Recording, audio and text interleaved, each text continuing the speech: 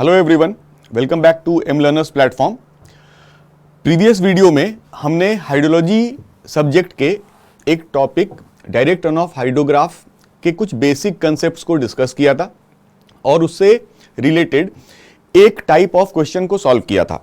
ठीक है, आज का जो वीडियो है वो प्रीवियस वीडियो का ही कंटिन्यूएशन है और इस वीडियो में हम लोग उसी टॉपिक से रिलेटेड कुछ डिफरेंट वैरायटी ऑफ क्वेश्चंस को डिस्कस करेंगे।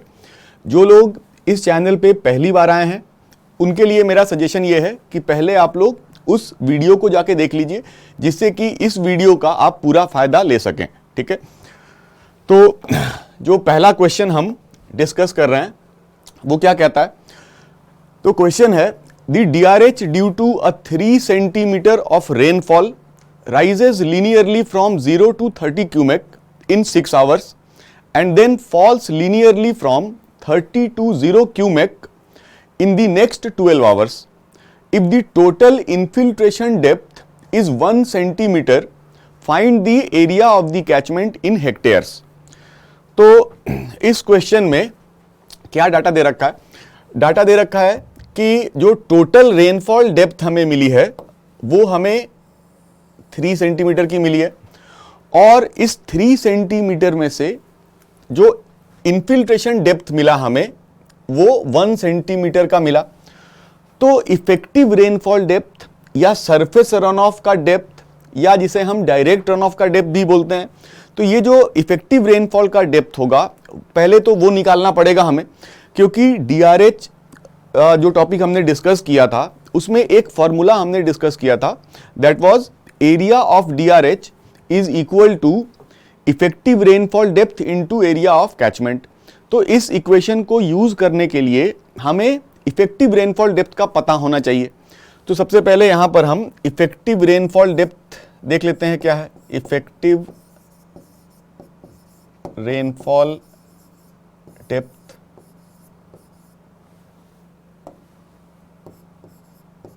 इसको हम H इफेक्टिव से रिप्रेजेंट किया करते थे, तो ये हो जाएगा total rainfall depth minus infiltration depth.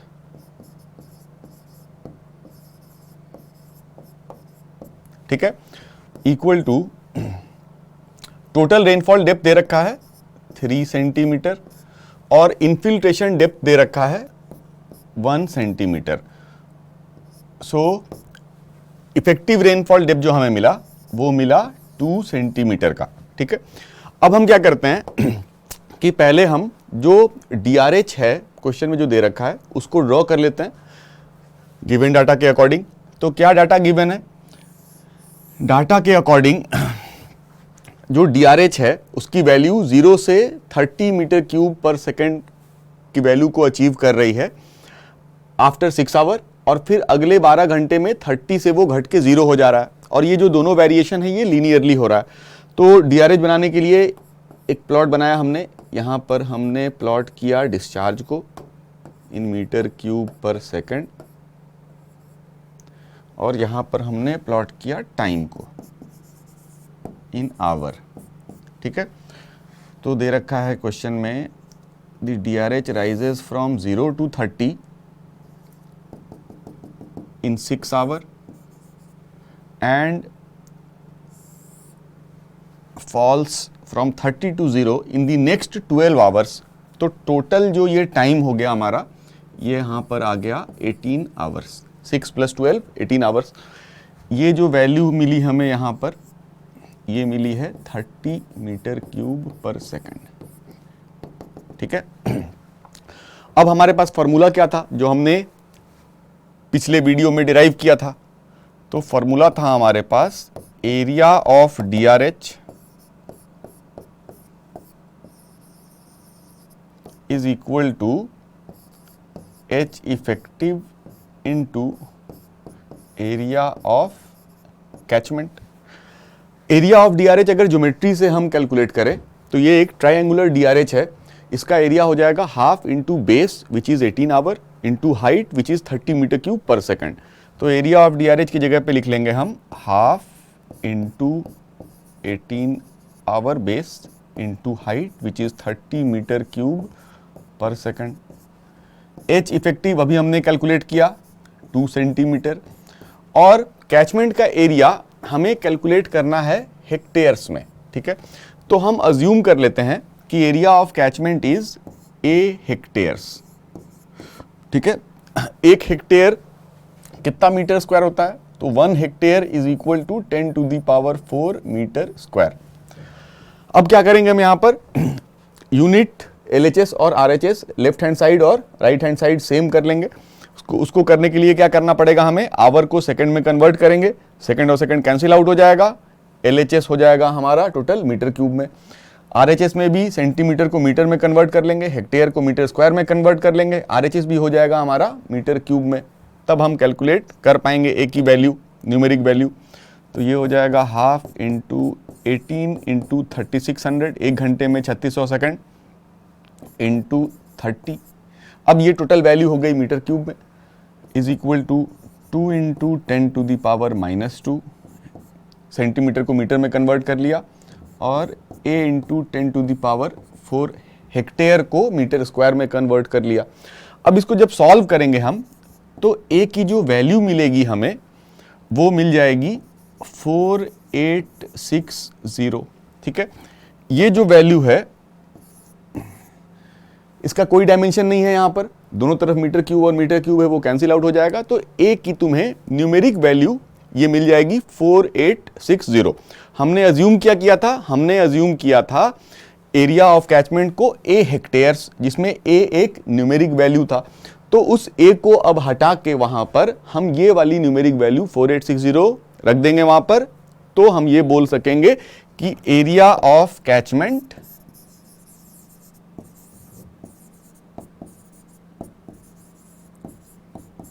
Is equal to 4860 hectares, ठीक है। आई होप ये क्वेश्चन समझ में आ गया होगा। अब हम लोग दूसरे वैरायटी ऑफ क्वेश्चन को देखते हैं कि कैसा दूसरा वैरायटी ऑफ क्वेश्चन पूछा जा सकता है, ठीक है। तो सेकंड वैरायटी में क्या दिया जा सकता है क्वेश्चन में, कि तुम्हें क्वेश्चन में जो DRH है उसके ऑर्डिनेट्स की वैल्यू दे रखी होगी अलग अलग टाइम इंटरवल पे, और उससे रिलेटेड फिर तुमसे पूछा जाएगा H इफेक्टिव निकालो या एरिया निकालो या पीक ऑफ DRH कैलकुलेट करो। जनरली यही सारी चीजें पूछी जाती हैं। तो अगर DRH का ऑर्डिनेट दे रखा हो या फ्लड हाइड्रोग्राफ का ऑर्डिनेट दे रखा हो तो उन क्वेश्चंस को कैसे अप्रोच करेंगे हम। तो अब देखो, अगर मान लेते हैं हम कि क्वेश्चन में DRH का हमें ऑर्डिनेट दे रखा है, DRH मतलब run of discharge versus time का ग्राफ होगा। ये ऑर्डिनेट पे डिस्चार्ज और एब्सिसा पे टाइम को प्लॉट किया होगा हमने, discharge in metre cube per second, time generally in hours. तो अगर टी आवर के इंटरवल पे DRH का ऑर्डिनेट दे रखा है, अब देखो DRH है तो t इक्वल टू 0 पे इसकी वैल्यू होनी है 0। फिर after t hour let us से इसकी वैल्यू कुछ है, कुछ रही होगी Q1। फिर t आवर के बाद इसकी कुछ वैल्यू रही होगी Q2। फिर आफ्टर t आवर इसकी कुछ वैल्यू रही होगी Q3, और फाइनली आफ्टर t आवर फिर से इसकी वैल्यू पहुंच गई 0। DRH है तो 0 से 0 तक वेरी करेगा ये। तो इस तरह का अगर डाटा दे रखा है तो उसमें हम क्या करेंगे कि सबसे पहले तो DRH को कंस्ट्रक्ट करने के लिए इन सारे ऑर्डिनेट्स को लीनियरली कनेक्ट कर लेते हैं, ठीक है। इसको इससे कनेक्ट कर लिया, इसको इससे कनेक्ट कर लिया, ऐसे। अब इस फिगर का हम एरिया निकाल सकेंगे कैसे, तो this figure is comprised of this triangle. इसका एरिया हो जाएगा half into base which is t hour into height which is Q1, and this trapezoid. इसका एरिया निकालने के लिए क्या करेंगे, average of parallel sides that is Q1 plus Q2 by 2 into distance between parallel sides which is t hour. उसी तरह से फिर इस ट्रेपेजॉइड का एरिया निकाल लेंगे और इस ट्रायंगल का एरिया निकाल लेंगे। तो पहले triangle, second trapezoid, third trapezoid और फोर्थ ट्रायंगल का एरिया निकाल के सबको ऐड कर लिया तो हमें एरिया ऑफ DRH मिल जाएगा। ठीक है, उसके बाद फिर हम एरिया ऑफ DRH को इक्वेट कर देंगे H effective into area of catchment के से, और वहां से जो भी पूछ रखा होगा क्वेश्चन में वो वैल्यू फिर फाइंड आउट की जा सकती है। एक तो ये वेरिएशन हो गया, ये अप्रोच लेंगे इसमें। सेकंड और क्या पूछा जा सकता है, सेकंड और क्या दिया जा सकता है क्वेश्चन में, तो फ्लड हाइड्रोग्राफ कोऑर्डिनेट दे सकते हैं क्वेश्चन में। तो अगर फ्लड हाइड्रोग्राफ कोऑर्डिनेट दिया तो सबसे पहले हमें क्या करना पड़ेगा कि फ्लड हाइड्रोग्राफ के ऑर्डिनेट में से हमें DRH के ऑर्डिनेट को सेपरेट या एक्सट्रैक्ट करना होगा। ठीक है, क्योंकि जो फॉर्मूला है हमारा वो DRH के ऊपर है, वो फ्लड हाइड्रोग्राफ के ऊपर तो है नहीं। Area of DRH is equal to H effective into area of catchment. तो अब ये फ्लड हाइड्रोग्राफ में से DRH के ऑर्डिनेट को हम एक्सट्रैक्ट कैसे करेंगे, तो अब ये करने के लिए हम क्या करते हैं कि हम फ्लड हाइड्रोग्राफ में से बेस फ्लो वाले पोर्शन को सेपरेट करते हैं। और जैसा कि मैंने पिछले वीडियो में बताया था कि बेस फ्लो को सेपरेट करने के बहुत सारे हाइपोथेसिस लोगों ने दिए हैं। उन्हीं हाइपोथेसिस में से एक जो कॉमन तरीका है वो क्या है कि very often a constant value the one obtained at the start of flood hydrograph is taken as base flow. जो वैल्यू हमें t इक्वल टू 0 पे मिल रही है उसी वैल्यू को हम एक कांस्टेंट बेस फ्लो मान लेते हैं, और ये जो वैल्यू मिलेगी हमें, इस वैल्यू को फ्लड हाइड्रोग्राफ के सारे ऑर्डिनेट में से सबट्रैक्ट कर देंगे, तो जो बच जाएगा वो हमें मिल जाएगा DRH। ठीक है, तो यही लिख रखा है हमने यहां पर, very often a constant value the one obtained at the start is taken as base flow. This constant value is subtracted from the ordinates of flood hydrograph to obtain the ordinates of DRH। ठीक है, पिछले video में हमने देखा था flood hydrograph is equal to DRH plus base flow, उसी को यहां पर रीअरेंज कर लिया हमने, DRH is equal to flood hydrograph minus base flow. ठीक है, तो मान लेते हैं कि जो फ्लड हाइड्रोग्राफ है वो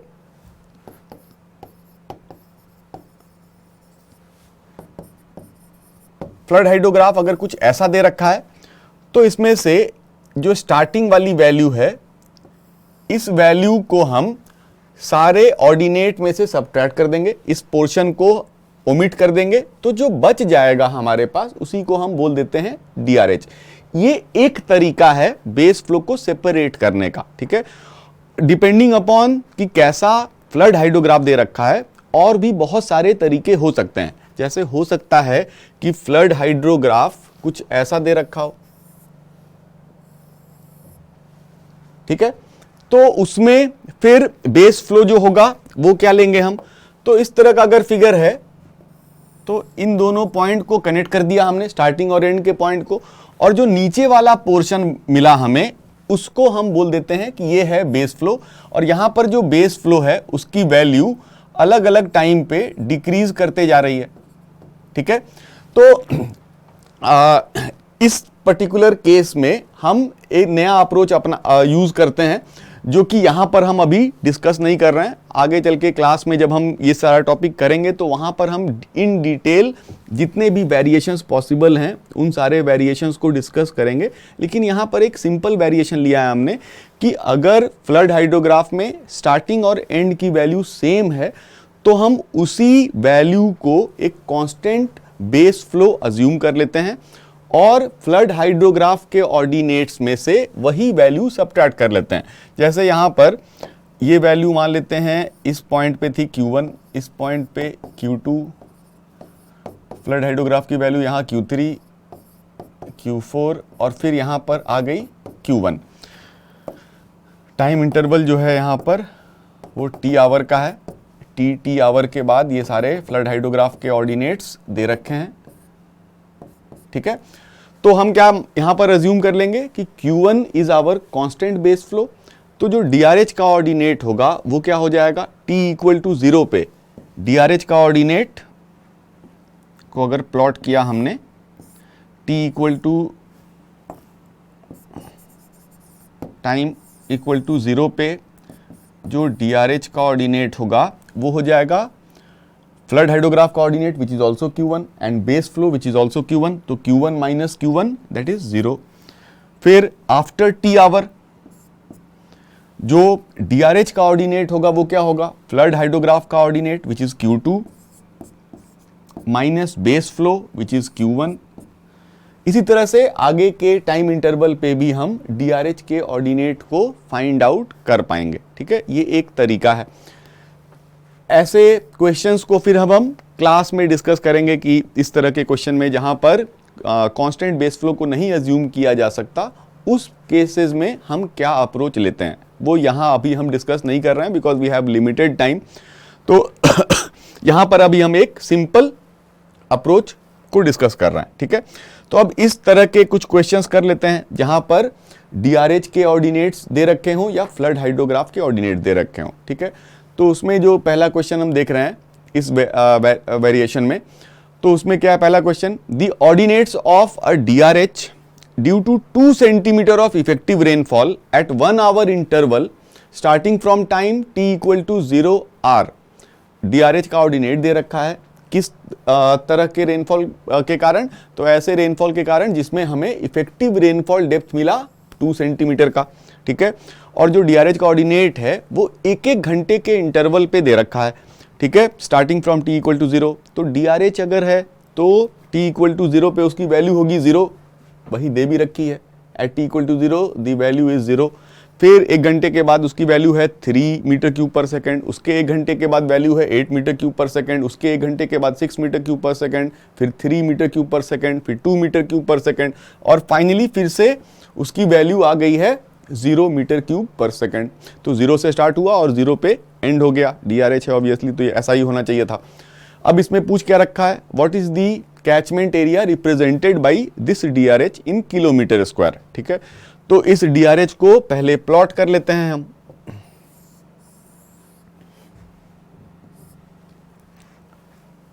ऑर्डिनेट पे प्लॉट किया डिस्चार्ज इन मीटर क्यूब पर सेकंड, एब्सिसा पे प्लॉट किया है time in hour. t equal to 0 पे वैल्यू है 0, आफ्टर 1 आवर ऑर्डिनेट की वैल्यू है 3, अगेन आफ्टर 1 आवर तो ये टाइम हो गया 2 आवर, वैल्यू कितनी दे रखी है 8,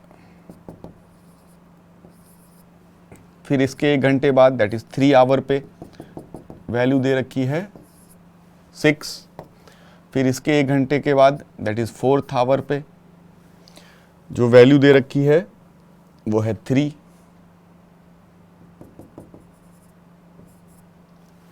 देन वी हैव 2 एक घंटे के बाद, और फिर इसके भी एक घंटे के बाद जो वैल्यू है वो हो गई है 0। 6th आवर पे वैल्यू फिर से हो गई 0, 0 से स्टार्ट हुआ 0 पे एंड हो गया। तो यहां पर क्या करना पड़ेगा हमें, सबसे पहले तो हम इन सारे ऑर्डिनेट्स को लीनियरली मिला लेंगे एक दूसरे के साथ।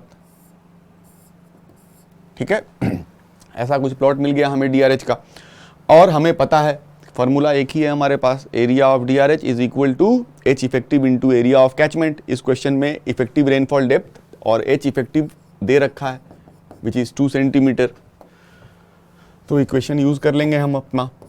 DRH का एरिया ये होगा H effective into area of catchment.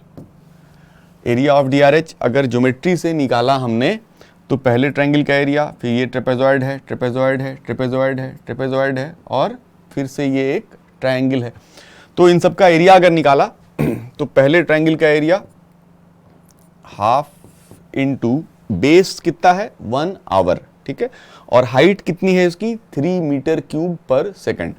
तो जो यूनिट है वो मैं सीधे एंड में ही लिख दूंगा, यहां पर अभी मैं वैल्यू लिख देता हूं।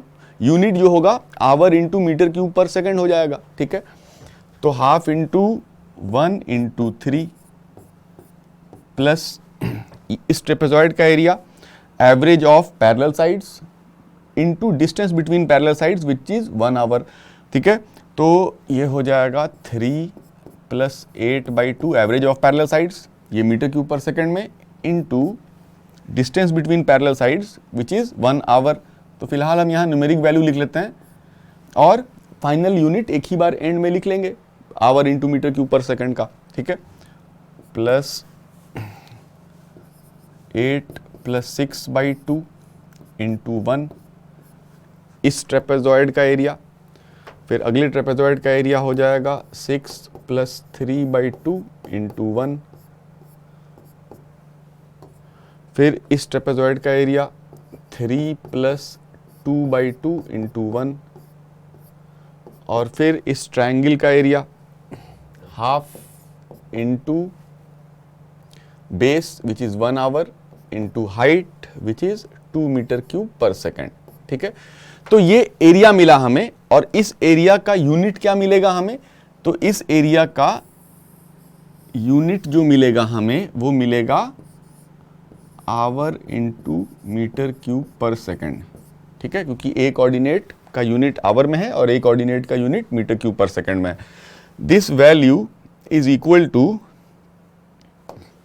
this value will be equal to H effective which is given as 2 centimeter into area of catchment। तो हम अज्यूम कर लेते हैं कि 1 किलोमीटर स्क्वायर कुछ रहा होगा हमारा एरिया, ठीक है। अब सॉल्व करने के पहले दोनों तरफ यूनिट को सेम करना है, इधर भी मीटर क्यूब में उधर भी मीटर क्यूब में। तो इधर भी मीटर क्यूब में करने के लिए आवर को पहले सेकंड में कन्वर्ट करना पड़ेगा। आवर को सेकंड में कन्वर्ट करने के लिए 3600 से मल्टीप्लाई कर देंगे हम। अच्छा, ये जो वैल्यू है इसको जब हम सॉल्व करेंगे तो जो हमें वैल्यू मिलेगी वो वैल्यू होगी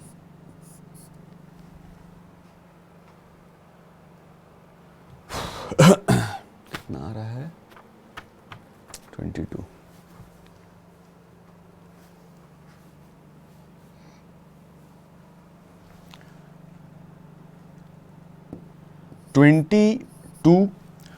न्यूमेरिक वैल्यू मिलेगी 22। यूनिट क्या है, hour into metre cube per second. Hour metre cube per second is equal to 2 centimetre into A kilometre square. अब इस 22 को मल्टीप्लाई कर देंगे 3600 से आवर को सेकेंड में कन्वर्ट करने के लिए, ठीक है। तो ये टोटल हो जाएगा हमारा मीटर क्यूब में, और इधर मीटर क्यूब में लाने के लिए 2 × 10⁻⁻2 इंटू ए इंटू 10⁻6। इसको सॉल्व कर लेंगे, और सॉल्व करेंगे तो ए की जो वैल्यू हमें मिलेगी वो मिल जाएगी 3.96। तो ए की वैल्यू जो हमें मिली वो मिली 3.96। और हमने अज्यूम क्या किया था, हमने अज्यूम किया था कि जो एरिया है हमारा वो है 1 किलोमीटर स्क्वायर। तो अब इस ए को हटा के और इस ए की जगह पे हम न्यूमेरिक वैल्यू 3.96 रख देंगे, ठीक है। तो एरिया ऑफ कैचमेंट हमारा हो जाएगा, एरिया ऑफ कैचमेंट ये हो जाएगा हमारा 3.96 किलोमीटर स्क्वायर, ठीक है। तो इस तरह से हम इस क्वेश्चन को सॉल्व कर सकते हैं। अब देखो ये जो क्वेश्चन है इसमें डीआरएच का एरिया निकालने के लिए हमें इतना लंबा कैलकुलेशन करना पड़ा, triangle, trapezoid, trapezoid, trapezoid, trapezoid, और फिर ट्रायंगल का एरिया सेपरेटली कैलकुलेट करके और उसको ऐड करना पड़ा। अब इसी को अगर हम एक ट्रिक से बनाएं तो हम अपना काफी समय बचा सकते हैं। तो उस ट्रिक को पहले समझ लेते हैं कि वो ट्रिक कैसे लगा पा रहे हैं हम, और उसको यहां पर कैसे अप्लाई करेंगे वो देख लेंगे, ठीक है। तो देखो, अगर मान लेते हैं कि हमारे पास एक डीआरएच दे रखा है, ठीक है, जिसमें यहां पर हम डिस्चार्ज को प्लॉट करते हैं और यहां पर हम टाइम प्लॉट करते हैं, ठीक है। ऑर्डिनेट पे डिस्चार्ज, एब्सिसा पे टाइम। लेट अस से कि जो वैल्यू है 0 पे 0, डीआरएच है तो 0 पे 0 ही होनी है वैल्यू, और टी टाइम के बाद इसकी कुछ वैल्यू आ जाती है Q1, उसके टी टाइम के बाद कुछ वैल्यू हमें मिलती है Q2, उसके टी टाइम के बाद कुछ वैल्यू हमें मिलती है Q3, और उसके टी टाइम के बाद जो वैल्यू है वो हो जाती है फिर से 0। 0 से स्टार्ट हुआ और 0 पे एंड हो गया, ये DRH हो सकता है। तो इस DRH का एरिया निकालने के लिए क्या करते हैं हम, सबसे पहले तो सारे ऑर्डिनेट्स को लीनियरली मिला लेते और फिर हम सेपरेटली ट्रायंगल और ट्रेपेजॉइड का एरिया निकालते, जैसा कि अभी हमने किया था। ठीक है, तो अब देखो इसमें क्या है कि अगर इस ट्रायंगल को भी मैं एक ट्रेपेजॉइड की तरह ट्रीट करूं तो a triangle can be taken as a trapezoid with one parallel side equal to 0। एक ट्रायंगल को हम मान सकते हैं कि एक ट्रायंगल इज अ ट्रेपेजॉइड जिसमें कि एक पैरेलल साइड जो है उसकी हाइट 0 है। ठीक है, ये ट्रेपेजॉइड है हमारा, इसमें किसी एक पैरेलल साइड की हाइट को 0 कर दो तो ये ट्रायंगल में कन्वर्ट हो जाएगा। ठीक है, तो ट्रायंगल को भी हम एक ट्रेपेजॉइड की तरह ट्रीट कर सकते हैं। अब अगर ट्रायंगल को भी ट्रेपेजॉइड मानते हुए हमने सबको ट्रेपेजॉइड मानते हुए ही एरिया लिखा, तो क्या एरिया लिखेंगे इसका, देखो पहले ट्रेपेजॉइड का area 0 + Q1/2 average of parallel sides into distance between parallel sides t। दूसरे ट्रेपेजॉइड का area Q1 + Q2/2 average of parallel sides into distance between parallel sides. तीसरे ट्रेपेजॉइड का area Q2 + Q3/2 into t plus चौथे trapezoid का area, triangle है इसको भी trapezoid ही मान लिया, तो average of parallel sides Q3 + 0/2 into t। ठीक है, अब देखो यहां पर क्या हुआ कि इस एरिया में हमें t वाला जो टर्म है, टाइम इंटरवल वाला जो टर्म है, वो सब में कांस्टेंट मिला। तो अगर कांस्टेंट मिला तो इसको बाहर निकाल सकते हैं हम। ठीक है, ये कुछ रहा होगा, मान लो t आवर, बाहर ले लिया। तो अब अंदर जितने भी टर्म्स हैं, एक ये टर्म है, ये और ये टर्म है, इसमें देख रहे हैं हम कि ये जो Q1 है 2 बार रिपीट हुआ, Q2 भी 2 बार रिपीट हुआ, Q3 भी 2 बार रिपीट हुआ। ठीक है, और इन सबको ऐड कर लेंगे हम, t को बाहर अगर निकाल लिया हमने तो इन सब का एडिशन है। तो एडिशन में क्या कर रहे हैं हम, Q1 को 2 बार ऐड, Q2 को 2 बार ऐड और Q3 को 2 बार ऐड, और फिर डिनोमिनेटर में 2 से डिवाइड कर रहे हैं। तो 2 बार ऐड करके 2 से डिवाइड कर देंगे तो वैल्यू क्या मिल जाएगी, वैल्यू मिल जाएगी हमें Q1 + Q2 + Q3, यूनिट इसका है मीटर क्यूब पर सेकंड। तो बेसिकली एरिया निकालने के लिए यहां पर क्या कर लिया हमने, यहां पर एरिया निकालने के लिए हमने सिंपली सारे ऑर्डिनेट्स को ऐड कर लिया और उसको कांस्टेंट टाइम इंटरवल से मल्टीप्लाई कर लिया। अब इस तरह से अगर हमने एरिया निकाला तो काफी जल्दी हम एरिया निकाल पाएंगे। ठीक है, तो यही देख लेते हैं हम इस क्वेश्चन में लगा के। यहां पर भी क्या है, जो टाइम इंटरवल है ऑर्डिनेट्स के बीच में वो 1-1 घंटे का टाइम इंटरवल है, कांस्टेंट टाइम इंटरवल है। तो जहां कांस्टेंट टाइम इंटरवल हो वहां पर DRH का एरिया कैलकुलेट करने के लिए डायरेक्टली हम सारे ऑर्डिनेट्स का समेशन ले सकते हैं और उस समेशन को हम उस कांस्टेंट टाइम इंटरवल से मल्टीप्लाई करके DRH का एरिया कैलकुलेट कर सकते हैं। तो यहां पर एरिया निकालने के लिए क्या करेंगे हम, area of DRH will be कितना, 3 + 8 + 6 + 3 + 2 into the constant time interval which is 1 hour. 3 + 8 + 6 + 3 + 2 इसका यूनिट मीटर क्यूब पर second into constant time interval which is 1 hour.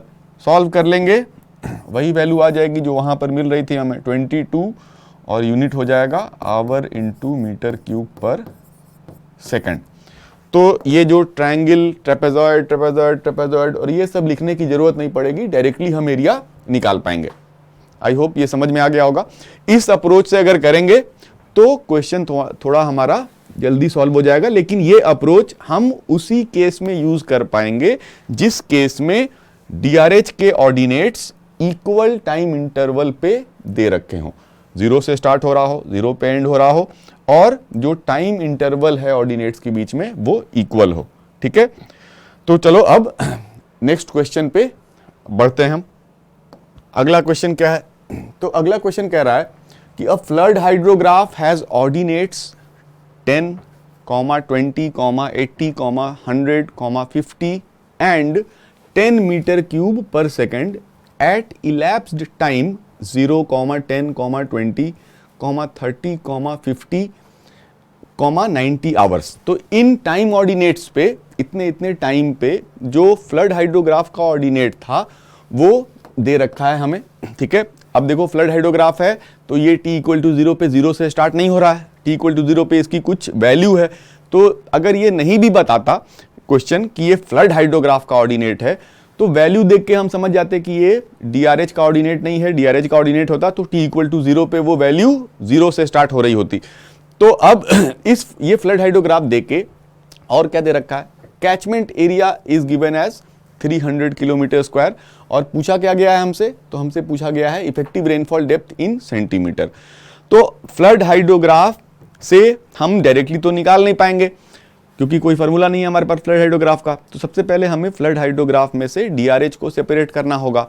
तो क्या कॉमन तरीका हमने देखा था कि अगर फ्लड हाइड्रोग्राफ में स्टार्टिंग और एंड की वैल्यू सेम रहे तो उस केस में हम ये जो स्टार्टिंग वाली वैल्यू है t इक्वल टू 0 पे जो वैल्यू हमें मिल रही है उसी वैल्यू को हम बेस फ्लो, एक कांस्टेंट बेस फ्लो अज्यूम कर लेते हैं और फिर फ्लड हाइड्रोग्राफ के ऑर्डिनेट्स में से इस कांस्टेंट वैल्यू को सब्ट्रैक्ट कर लेंगे, तो जो और बचेगा हमारे पास वो हो जाएगा DRH का ऑर्डिनेट, ठीक है।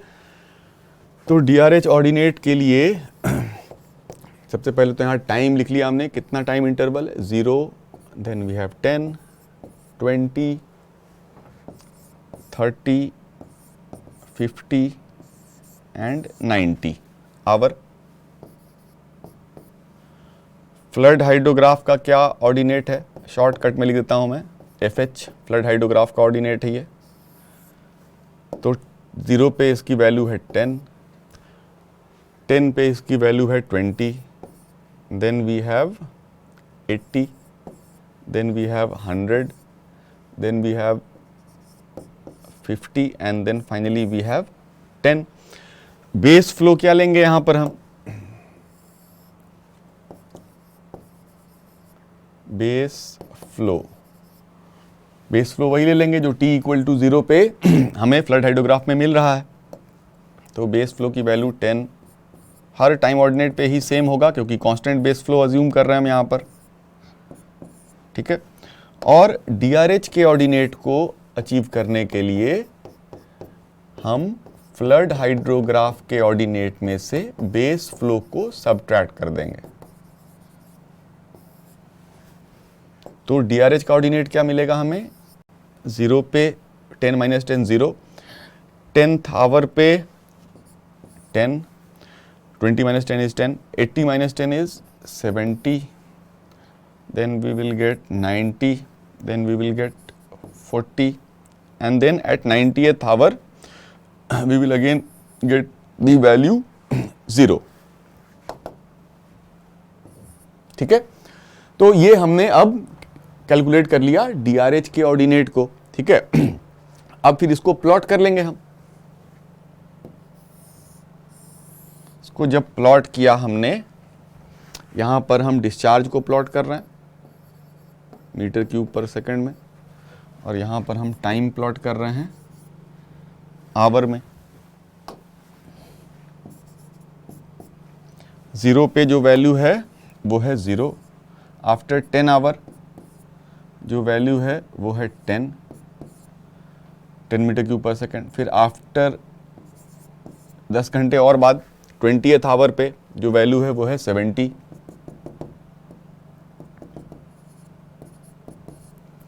फिर 30th आवर पे जो वैल्यू हमें मिल रही है वो कितनी मिल रही है, वो मिल रही है 90।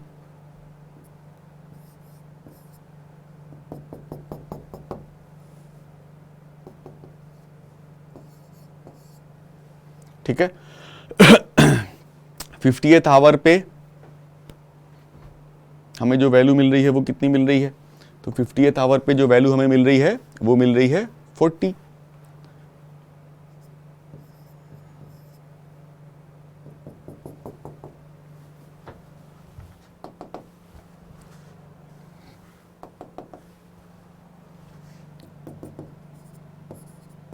एंड फाइनली 90th आवर पे जो वैल्यू हमें मिल रही है वो मिल रही है 0।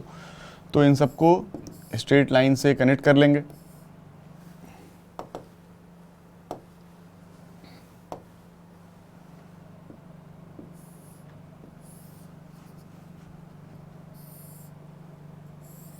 ठीक है, और इस फिगर का एरिया निकाल लेंगे। ठीक है,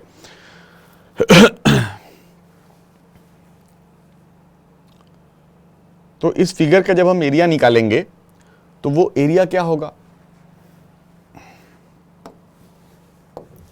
इक्वेशन हमें यूज करना है, area of DRH is equal to H effective into area of catchment. और ज्योमेट्री से अगर हमने फिगर का एरिया निकाला तो पहले ट्रायंगल का area half into base into height, unit में एक ही बार एंड में लिख दूंगा। ठीक है, बेस जो है हमारा टाइम कोऑर्डिनेट आवर में है और हाइट कोऑर्डिनेट मीटर क्यूब पर सेकंड में है, तो इस पूरे एरिया का यूनिट हो जाएगा आवर इंटू मीटर क्यूब पर सेकंड। सारे एरियाज में ही यही यूनिट रहेगा, वो एक ही बार एंड में लिख लेंगे हम। ठीक, अच्छा, फिर इस ट्रेपेजॉइड का एरिया कितना हो जाएगा, 10 + 70/2 into 10, 10 + 70/2 into 10, average of parallel sides into distance between parallel side, ये डिस्टेंस 10 है। ठीक है, फिर इस ट्रेपेजॉइड का एरिया क्या होगा, 70 + 90/2 इंटू 10,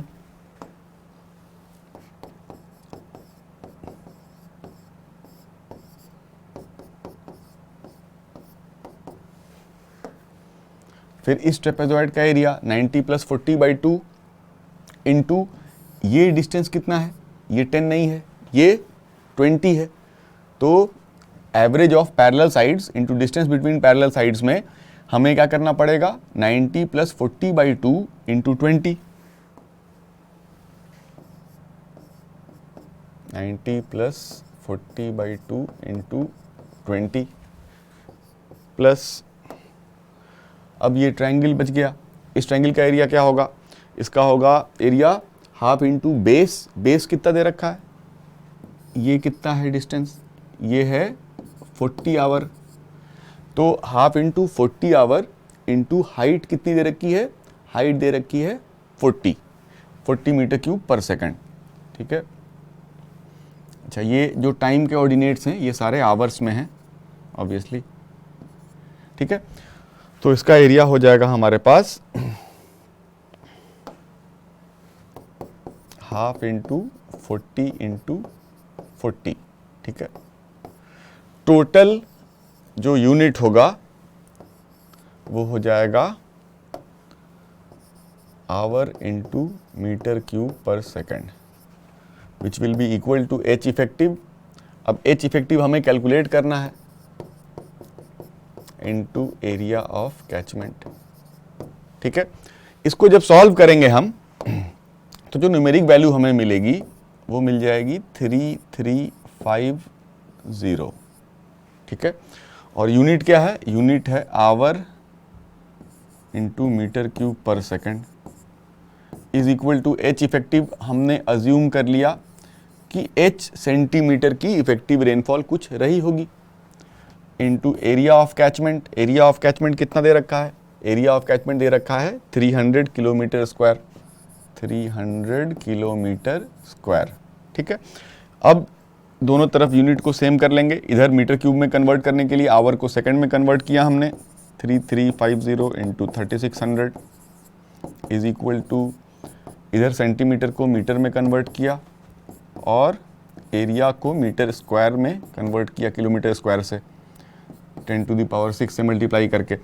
दोनों तरफ अब यूनिट है मीटर क्यूब का जो कि कैंसिल आउट हो जाएगा, और सॉल्व करेंगे जब हम इसको तो H की जो न्यूमेरिक वैल्यू मिलेगी हमें वो मिल जाएगी 4.02। हमने अज्यूम क्या किया था, हमने अज्यूम किया था effective rainfall depth H effective को H सेंटीमीटर, तो H को हटा देंगे वहां से और H की जगह पे 4.02 जो उसकी न्यूमेरिक वैल्यू है वो लगा देंगे, तो इफेक्टिव रेनफॉल डेप्थ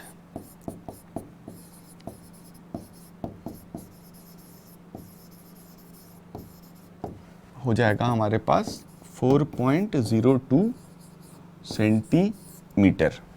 ठीक है, समझ में आ गया होगा ये।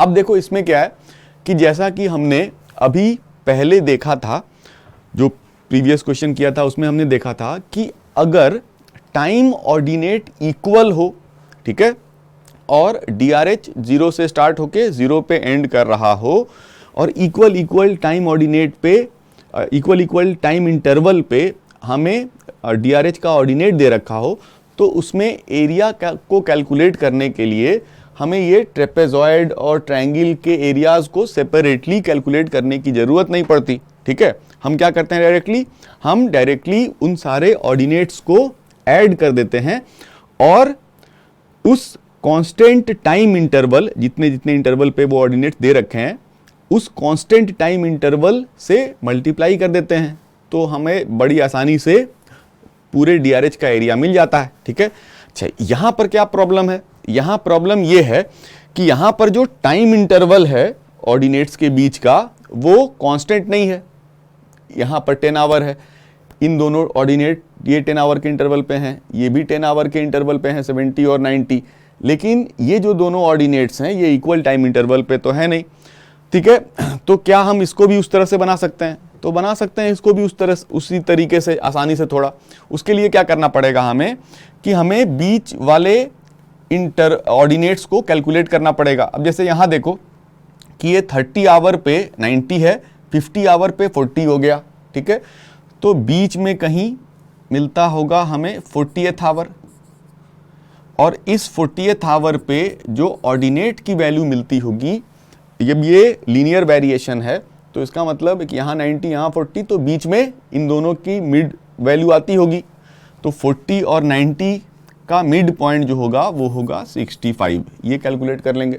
ठीक है, अच्छा 50th आवर पे वैल्यू है 40 मीटर क्यूब पर सेकंड, 90th आवर पे वैल्यू है 0 और लीनियरली ये डिक्रीज करता हुआ चला गया है। ठीक है, इसका मतलब है कि इक्वल टाइम पे इक्वल डिक्रीमेंट मिला होगा हमें यहाँ पर। ठीक, 40 से 0 हो गया लीनियरली, तो इसका मतलब है कि जो डिक्रीमेंट है वो लीनियरली रहा होगा। तो अब उस केस में क्या करेंगे हम कि 60 आवर पे, 70 आवर पे और 80 आवर पे जो ऑर्डिनेट्स हैं उसको फाइंड आउट कर लेंगे। तो अब उसको फाइंड आउट यहाँ पर बड़ी आसानी से किया जा सकता है, क्योंकि लीनियर वेरिएशन है, तो हम डायरेक्टली लिख सकते हैं 40 से 0 जा रहा है, ये 50 पे 40 है, 60 पे इसकी वैल्यू कुछ रही होगी 30, 70 आवर पे इसकी वैल्यू कुछ रही होगी 20, 80th आवर पे वैल्यू रही होगी कुछ 10 और फिर 90th आवर पे वैल्यू हो गई होगी 0। 40 से ग्रेजुअली वो डिक्रीज होता होता 0 पहुंच गया। अब देखो, अब ये अगर ऐसे हमने रिप्रेजेंट कर लिया इस फिगर को, तो अब हमारे पास जो DRH है, उसके जो DRH हमने बनाया, उस DRH का जो ऑर्डिनेट है वो constant time interval that is 10 hour के टाइम इंटरवल पे मिल गया। तो यहां पर हम उस कंसेप्ट को यूज कर पाएंगे जो कि अभी हमने प्रीवियस क्वेश्चन में डिस्कस किया था। तो उस कंसेप्ट को यूज करके अगर इसका एरिया कैलकुलेट किया हमने, तो एरिया कैलकुलेट करने के लिए क्या करेंगे, डायरेक्टली हम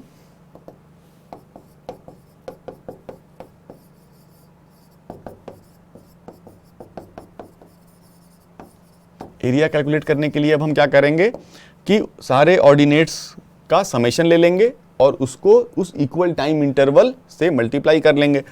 तो यहां पर अगर सारे ऑर्डिनेट्स का समेशन लिया हमने, तो 10 + 70 + 90, 10 + 70 + 90, इसके बाद क्या वैल्यूज हैं, 65, 40 एंड दिस इज 30, 65, 40, 30, 20, 10,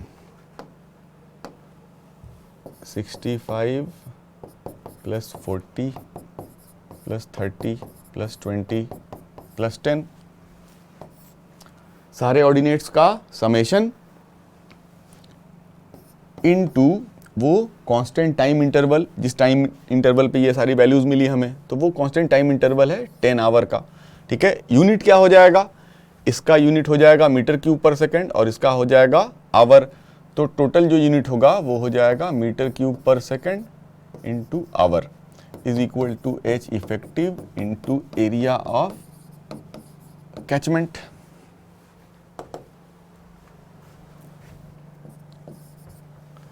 इसको सॉल्व कर लेंगे तो वही वैल्यू आ जाएगी जो कि हमें पहले मिल रही थी, 3350 metre cube per second into hour is equal to H effective is given as